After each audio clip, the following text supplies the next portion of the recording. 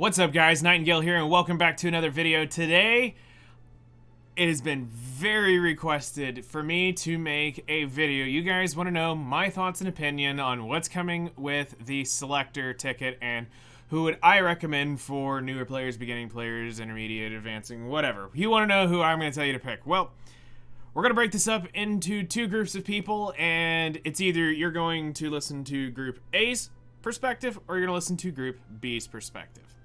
So, who are the two perspectives? New players and everybody else. Now, what defines a new player is going to determine rough playtime. We're going to assume about 6 months and back, you're a new player. Anything 6 months and beyond, we're just going to call you everybody else. So, with that, let's jump in and give you guys, first off, where is this ticket, in case some of you are going to be asking, where do I get the ticket from? And it is from the Ezrin Foundation Day, the Korean anniversary of Epic 7 was the, somewhere in August. And here we go. So, we are into it. It's almost over, but here's the cool news. Today is September 12th, and we have 30 days still left on the timer. So, for the next foreseeable future, there you go. You've got 30 more days. So, we've got 2 cycles worth of this left from this video. Now, just something I want to point out really quick is that artifact is really good. There is a collab artifact that is equal to this, but you don't even have to level this one up and you get its stats. It's fantastic. So, here we are. We're almost to the end. When you guys get this, there will be 2 days left. That's right. I waited to the end. One, because I didn't know if I was going to make this video or not. But there it is. On day 15, you have to be rank 24 on the account. Well, you have to be rank 24 for most of these. And you're going to get the special foundation gift. And this is a Selector. Now, there are a few units that are not available in this, which is linked on the Stove website, which if you want to go check that out, feel free to go to the forums and see who is not on this. But I'm going to give you guys 2 perspectives. So, new players, you ignore the everybody else perspective, and everybody else, you ignore the new player's perspective. So, go to the timestamps for whichever one you are. Alright, well, let's jump into this, and I'm going to do this really fast because I don't want to take up a lot of your time because there's not a real, we don't need to spend a ton of time on this. So what we're going to do is we're going to sort this by red, green, blue, 5 stars, and there we go. Now, this ticket does not have limited units or collab units in this. All right? So we establish this. Collab and limited units are not available. Now, everything else, minus the few that are not put in here, which are the most recent ones. I think the oldest, newest unit is Arya that is not available in this. Okay, new players. You only have one choice and one choice only. I know. How sad that we can't give you choices. Your only choice is Tamarinne. That's it. That's all you're going to get. That's your choice. It is Tamarinne. Now, why is because she's one of the most broken fire units in the game. This is the PvE carry of all PvE carries, and there is so much that she enables, so no matter where you are, I get people arguing this with me in the comments, especially when we talk about Tamarinne and the importance of it. We get those people who are like, well, I'm already beat episode 3 and I'm on Abyss floor 81, and I'm like, and your point? You think chapter means something here? You expect me to be impressed that you beat it without Tamarinne? It's fine, you can beat this without Tamarinne. But what Tamarinne enables outside of that is a whole other thing. The hunt value, the Abyss value, the Labyrinth value is massive, especially depending on which Hall of Trials you may even want to use it there. So, she's got your PvE on lockdown. She offers way too much in her kit to pass this unit up. You've got a full cleanse, you've got a combat readiness push, you've got a dual attack with the highest attacker, you've got a strip, you've got healing. Tamarinne does everything. She might as well make you a sandwich. She'll sing you a song.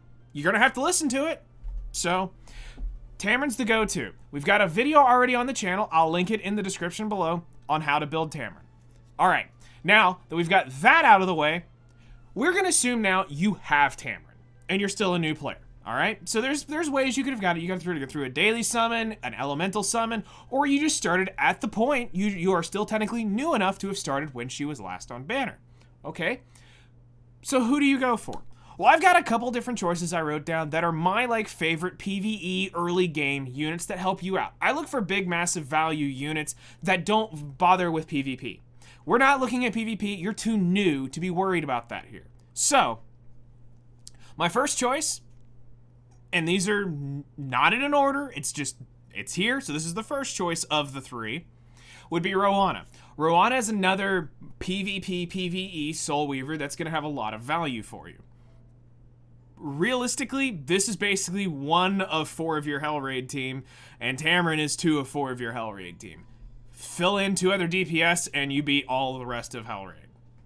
You're going to use these 2 at all the time there.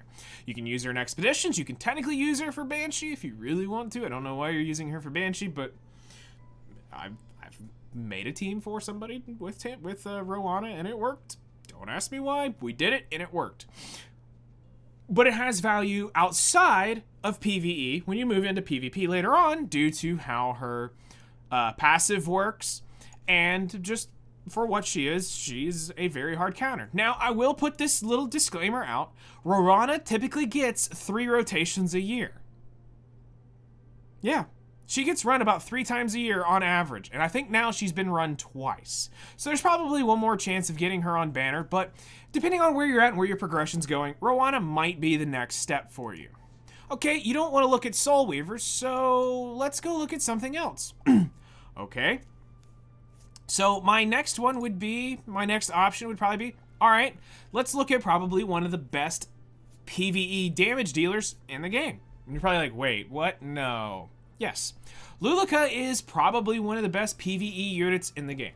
I absolutely love and adore Luluka for many different reasons. You'll hear me talk about her in a lot of different videos. She fills a lot of roles with one build. One build can be used in so many different places. This replaces Furious on your Wyvern team, so if you've got the 85 crit chance, bang, here you go. Now this is the better unit for that.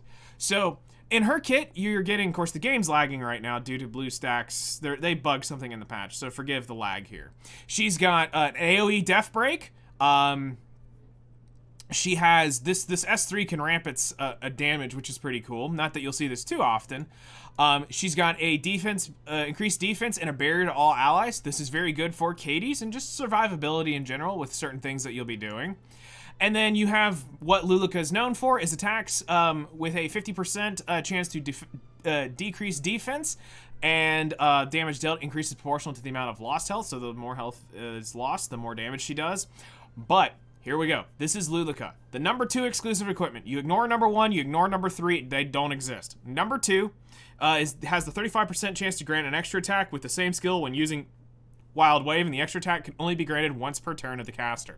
So this gets to hit twice, which equals big damage. So Luluka can fill in many, many different roles, whether it be in expeditions, she can fill in for hunts. Just to give you an idea, you're looking at, she can do Fire Expo, she can do Ice Expo technically, she can do Dark Expo, she can technically do Light Expo, you can take her into Wyvern, you can use her in Azimnak, you can use her in Katie's. The non-attack skill is huge for Katie's. You can use her in Labyrinth, you can use her in all sorts of places. I used her to beat floor 100 in Abyss way back when. So there's a ton of value in here as a new player. She's got access to Kaladra, which is a fantastic mage damage artifact. She can use Daydream Joker, and you can also use Leela Violin for a strip ability, which you'll want for a few different hunts. You might want to use that for, say, Azimnak hunt, or you might want to use it for Light Expo. So she's got multiple utilities depending on where you're going to take her. So Luluka is definitely up there as one. Now, my final one is a different spin on a earlier game PvE unit to pick up. Now, this one's not going to be everyone's favorite, but this is one of mine. I think Yufine has been gaining a lot of hidden value for really I would honestly say the last year because of Ancient Inheritance 1. But that's beside the point. But when I started looking at Yufine and the value that it provides a brand new player is second to none. This one unit, if built properly, you can eventually carry into Banshee one-shot, Asmonak one-shot, Katie's one-shot, Golem one-shot. You can use her in Hell Raid. You can use her in just your normal Labyrinth stuff. And as I said, you can use her in Ancient Inheritance. So one unit gets a bunch of different value by building this one unit. Now she's a warrior, so she has access to Hellcutter, which means you don't have to have max crit chance. Pretty cool, but you're gonna have to spool it up. So you're gonna have to take a lot of turns so that you get the Hellcutter stacks to do so, which isn't as hard as it sounds. But for a new player, look at this too. There's a little bit more in here. She hits the enemy with a finishing blow, dispelling all buffs, which is good. She's able to stun. She can increase effectiveness of herself for 2 turns. And damage dealt increased by 50% if the enemy is buffed. That's also a big one, because you'll get into some things where you can use this. She's also got a Dispel on her S2, which allows her to also increase her speed and gain an attack buff, which is great. And she's got a very nice little aspect of she can technically defense break, overall making Yufine a pretty cool unit to have as a new player. Because typically, with the way the progressions go, it's a good long-term investment, because you'll be able to invest in it once, build it once properly. You might build it once earlier, but then you'll build it once properly, and then you have maybe a single piece of gear that you'll flip back and forth to make it work, whether it be with one tuning or another, so that you have maybe a little more speed, a little less speed. That's what I'm actually looking at doing for my account even, is moving her into that kind of role.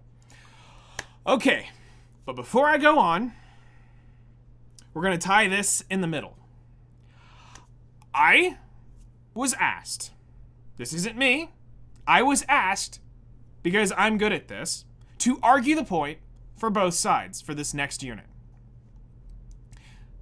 I am supposed to argue with you guys on why you should pick Hwayoung from the Selector if you happen to have all that stuff, and for the intermediate player, or the other people, on as well as why you shouldn't pick Hwayoung from the Selector. So here we go. Fire Thighs, Fire Chung Li, whatever you want to call her. One of the 4 horsemen. I don't care. So, I'm gonna do this for you guys. So, to argue why not to pick Hwayoung out of this, number 1 would be because of the RTA value of she's going to be banned either pre or post ban picked. Not too many people are dumb enough to let that thing through, and if they do, they either A, know they're going to be able to outspeed this unit and kill it, or B, they're not worried because they'll just revive whatever unit you do kill, or C, they have a unit that is going to bait you to think to hit that unit, and it's going to live, and then they just go ahead and kill her very quickly, if they let it through. But she has a very high ban rate in RTA, whether pre or post ban, so if you're looking at her for an RTA pick, probably want to look elsewhere because she's going to be mostly dead. You'll only really be able to use her in other places. Where are those places? Guild War is still a free reign territory because there's no restrictions on a Hwayoung going up against a Hwayoung, and there's no restrictions in Arena, and there's no restrictions in Guild War. So therefore, you can technically get away with using her. Now, I will flip this card and argue why you should look at getting her.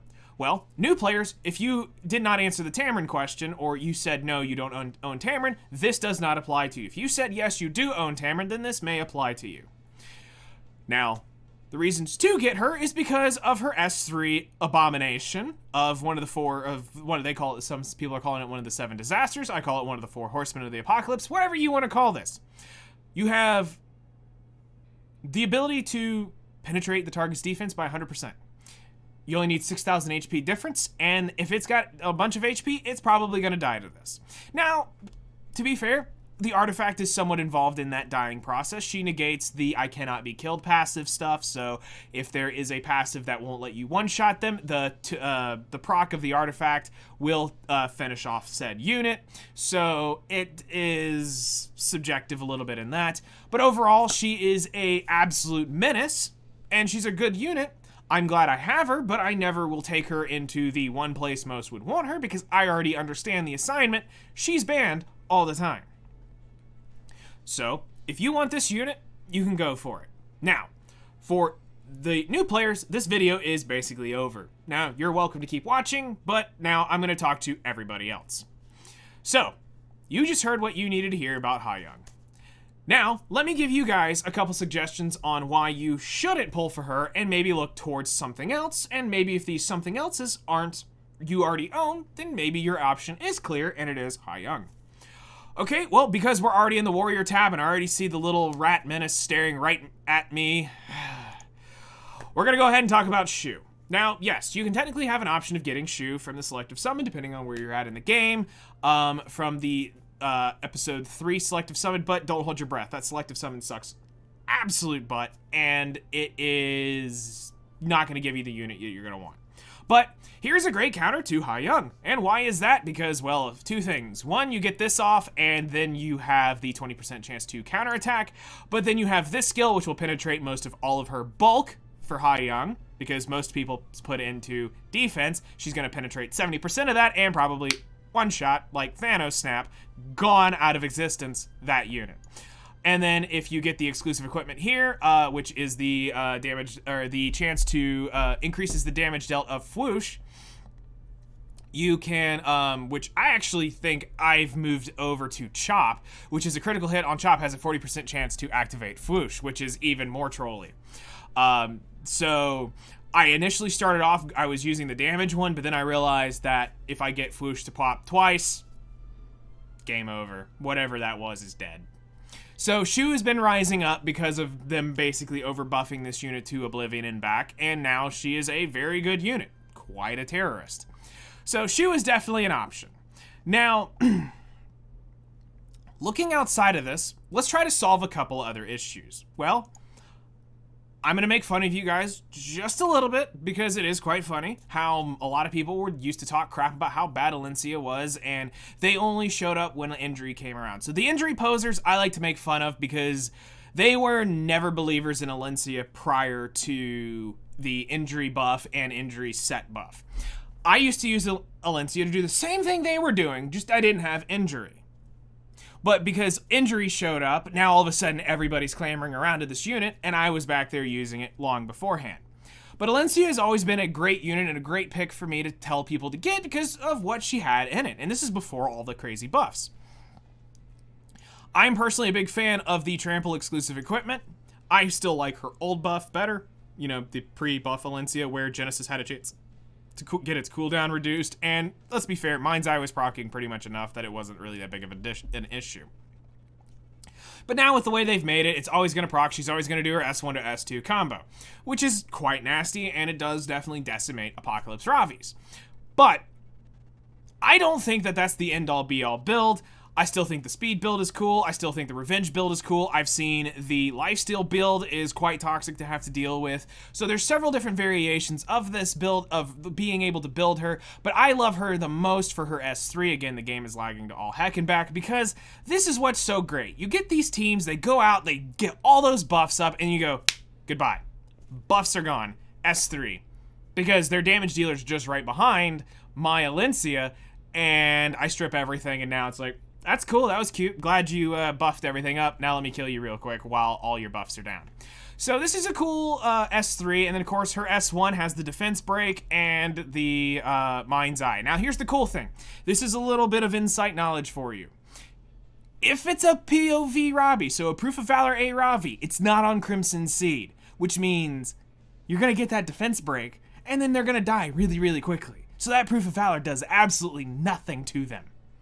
But then again, if they have Crimson Seed, it's going to be a lot more annoying, and you're going to kind of wish the injury was there, because that's one way of getting around it. But I used to deal with it either way. We would just take it like a man, or a 1,000-year-old dragon lolly, and we'd just beat the snot out of him. It was great. Plus, she's got one of the best S3 animations in the game. Don't at me. Alright, now, moving on to a choice that I'm looking at and considering myself, because of some of the stuff that's come around, is Zahak. Zahak is a unit that I'm looking at that I feel has a lot of value. And here's why. It's a combination of a couple different things. So his S3 inflicts injuries, invincibility, increased critical hit chance, and hit chance by 50% when attacking. The injuries is dealt is in proportional to the damage dealt. and it decreases the max health of the target to up to 35% when the skill is used. 35% injury at the start of the battle. That's enough to make a Crow not be able to S3 you. It's over. That Crow will not kill you at that point. It'll hurt, but it may not kill you. This is a fantastic skill also because it's got the 50% hit chance. So Violet, you're gonna definitely hit that Violet. You're definitely gonna hit that Shu, especially if you build it with a little more crit chance as well. The dispels two debuffs from an ally is kind of cool. And the caster grants a barrier. Nice, cool, that's neat. Then also has a critical hit chance. So you get to build this unit with half the crit chance and be able to put more damage. So it's damage speed, crit damage. Awesome. That's pretty neat. Now, what I like about this is also the resource reduction by 60% before the target's skill effect when using execute. So the S3. So you know those pesky A-Ravis that you're going to go in and probably hit anyway? Well, not only can you injure them by 35%, you also can steal their entire resource bar, which means they can't heal back when they first counter you. You see what I'm saying? It's a pretty good option out there. So I'm liking Zahak as definitely an option. Now, I'm talking about a lot of warriors, so I'm going to branch out just a little bit to give you guys a few other units that I would look at and recommend. So again, we're going to go to just the 5 stars, and I want to give you a few more that I would look at if I were you, if you already have these units. So we've mentioned for you guys, it's Hwayoung,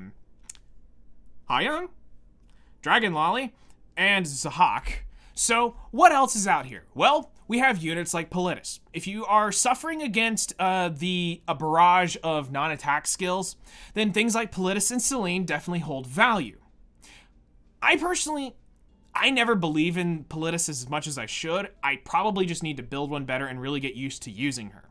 But for me, every time I built her, I keep on gearing her, but I understand her value, and I see why people pick her, but I just never dive into this. But Politis is something you should look at.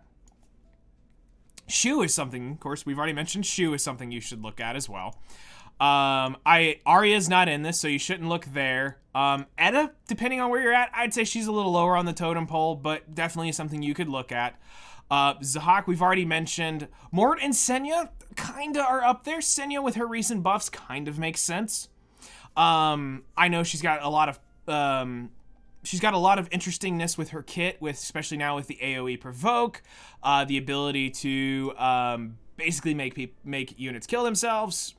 It's kind of nice because the counter buff she's gonna have, so I can see some value there with Senya. But then when we move on to the rest of the units, you're probably gonna have most everything already here.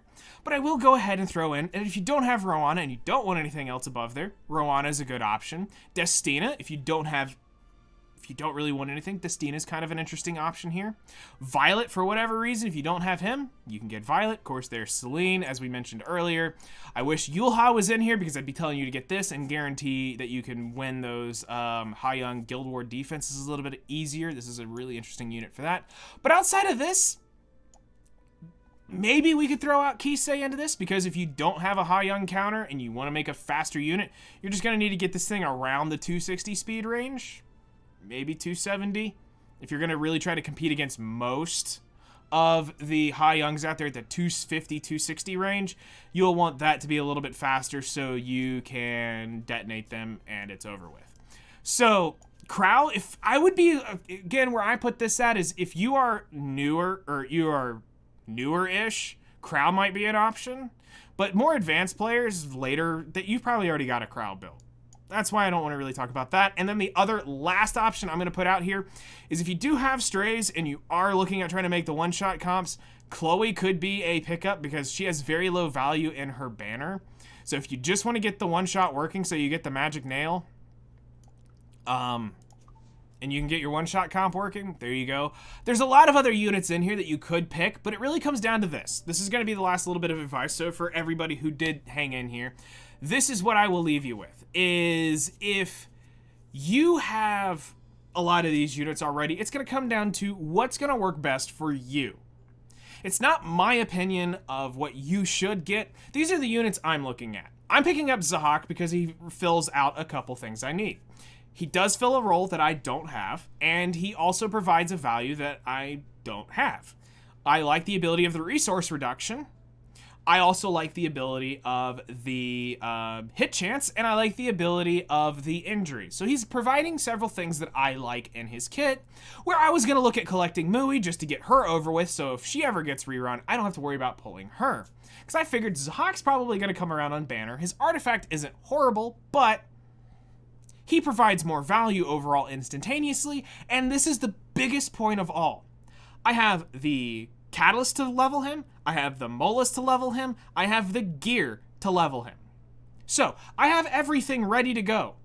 Muiwood is just a collection piece, because why not, and maybe try to meme builder, for whatever reason.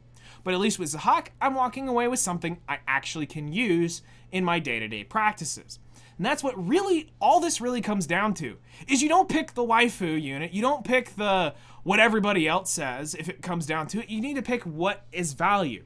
The only exception of this is really Tamarinne, because if you are a new player, you need Tamarinne. That's just a fact. Tamarinne is way too good for what she offers. Now step outside of that, then it becomes more subjective as things go. But these are what I would be looking at with this ticket. Obviously, banners will roll around, things will get rerun, you'll eventually be able to catch up on a lot of these. And here's the biggest kicker of them all. They are all available right here. Every single day that you get one of these upper three, they are here. You will always have a chance at getting your grass units, your fire units, and your ice units. So they're going to always be here, and this is where I've gotten a lot of my units came from these elemental bookmarks.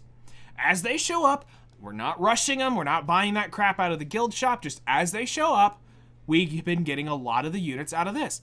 And to be fair, daily summons are a thing, and as much as we forget we get a lot of units from there, that's still a place that you're going to get a good bit of your non-limited RGBs are from that.